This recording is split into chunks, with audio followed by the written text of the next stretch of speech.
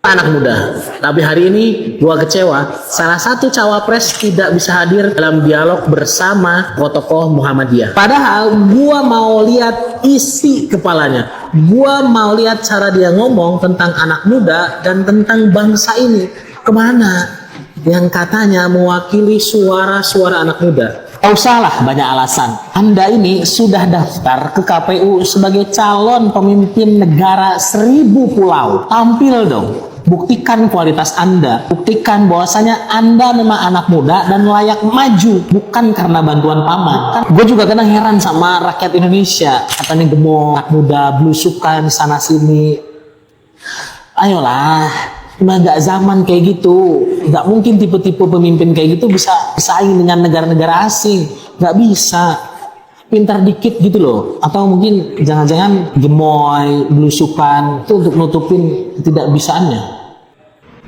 Halo, Lur. Kali ini kita bahas lagi kenapa si Gibran gak berani datang ke undangan-undangan mahasiswa ya. Kita itu gak usah nutup mata. Kita itu gak usah bodohin diri sendiri. Kita emang rakyat kecil, kita emang butuh makan, tapi bukan berarti kita itu menggadaikan perasaan, menggadaikan harga diri, dan menggadaikan institusi negara cuma demi sesuap nasi. Gini, kalau emang si Gibran itu berani, kenapa nggak berani datang? Kenapa setiap ditanya sama wartawan selalu aja tanya saja sama jubir? Apapun tuh sama, tanya saja sama jubir. Emangnya jadi wakil itu jubir apa dia? Itu loh, pakai akal sehat. Kalau nggak pakai akal sehat, hancur Indonesia. Kita rakyat kecil harus bersuara. Jangan kalau bersuara dibodohin. Dikasih apalah. Kalau menurut aku, jangankan ngelawan si Amin ya, Pak Amin ya, apalagi Pak Mahfud. Ngelawan mahasiswa aja lu udah nggak berani, nggak mampu. Pakai akal sehat. Buat yang ngedukung jangan buta-buta amat lah. Ingat, Indonesia lebih berharga. Jangan karena sesuap nasi, karena hanya selembar uang kertas Anda menggadaikan harga diri Anda. Oke? Pakai akal sehat. Ojo dedel-dedel. Untuk menjadi juru bicara saya. Ngeles ditanya-tanya oleh mahasiswa, akhirnya pakai jubir, alasannya keliling ya kan, aslinya takut berdebat. Bokate juga apa?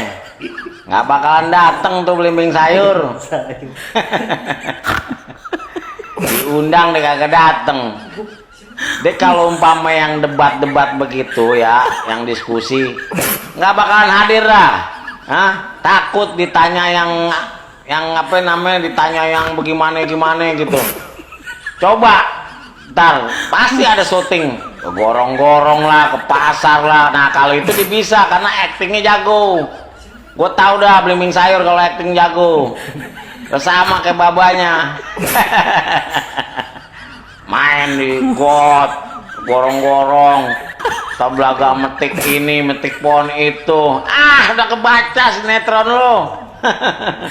Sinetron Indosiar. Coba undangan debat dari mahasiswa mana? Gue pengen tahu, nggak bakalan dateng udah. Gue udah tahu karakter belimbing sayur dah. Asem, ya nggak, kecut, gampang rontok. Kita bisa melihat dalam beberapa wawancara yang saya kutip di sini, Anda juga bisa menilai betapa kedodorannya ya seorang Gibran ini tuh dalam mengartikulasikan apa yang dia maksudkan, dalam bagaimana dia berbicara ya, dan memiliki kemampuan komunikasi dan kemampuan retorika yang ya kurang mumpuni lah ya gitu, sehingga ya dia perlu belajar banyak untuk bagaimana dia memiliki komunikasi yang baik, bagaimana komunikasinya bisa dipahami dengan kadar komunikasi yang bersifat manuver. Misalnya dia suka sekali merendah, kemudian dia suka sekali menjawab pertanyaan dengan kita kembalikan kepada warga atau kita kembalikan kepada orang yang mempertanyakan dan sebagainya. Itu kan sering sekali ya, kalimat-kalimat itu sering sekali keluar dari mulut seorang Gibran. Sebenarnya banyak orang yang nunggu-nunggu hari ini dialog Capres nomor 2 ya, Capres Cawapres nomor 2 Prabowo Subianto dan Gibran Rakabuming ini, ya saya kira kalau Pak Prabowo orang tuh udah terbiasa, udah melihat bagaimana retorikanya dan sebagainya. Yang paling ditunggu itu Gibran. Tapi sayangnya ini Bung Rocky nggak datang gitu. Cuman penjelasannya bahwa dia udah ada kegiatan yang lain gitu. Ini banyak sekali orang yang kecewa, dan kalau di media sosial malah jadi trending topik gitu, Bung Rocky. Ini poin kita adalah ini penampilan pertama justru kayak kok keok kira-kira begitu tuh apa namanya WO dari panggung kan. Nah ini yang akan jadi beban juga pada Pak Jokowi kan. Pak Jokowi menginginkan supaya mereka berdua ini satu pasangan yang punya hidup bersama secara politik. Tapi kalau Gibran nggak datang, orang bisa analisis, oh Gibran itu punya aktivitas sendiri yang sebetulnya ada nggak adanya Prabowo, Gibran menganggap dia juga bisa jadi faktor sendiri itu. Ini juga bisa jadi soal konflik psikologi kan. Tetapi di ujung semua kalkulasi itu, tetap orang anggap ya ada yang nggak nyampe pada Gibran, terutama berhadapan dengan mahasiswa itu. Lalu orang bayangkan ya mungkin Gibran memang memilih untuk lempar-lempar amplop seperti yang beredar di media massa itu, di sosial media kan.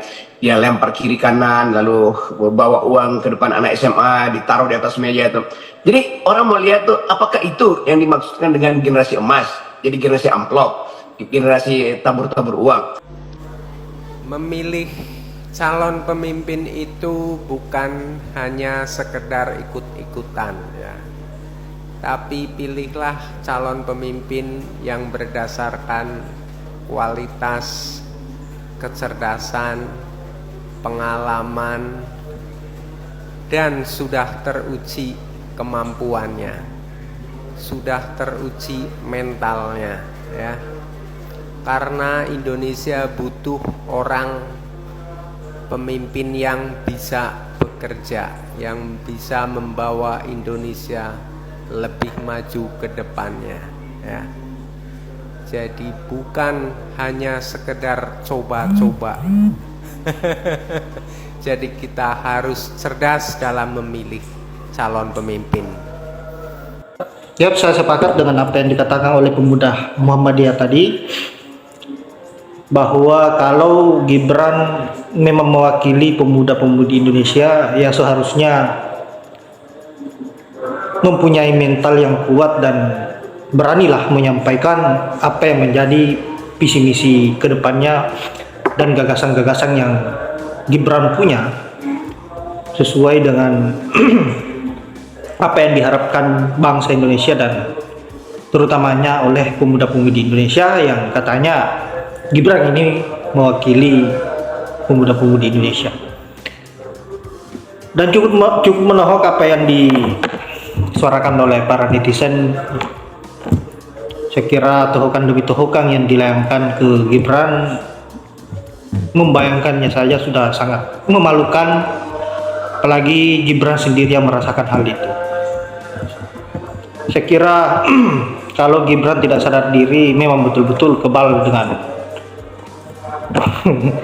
rasa malu, atau jangan-jangan Gibran sudah putus surat malunya. Makanya apapun yang dikatakan oleh sebagian masyarakat Indonesia yang tidak menyukai proses instan yang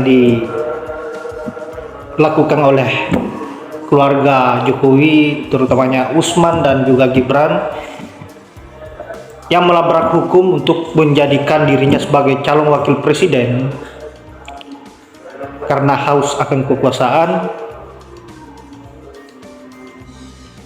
sehingga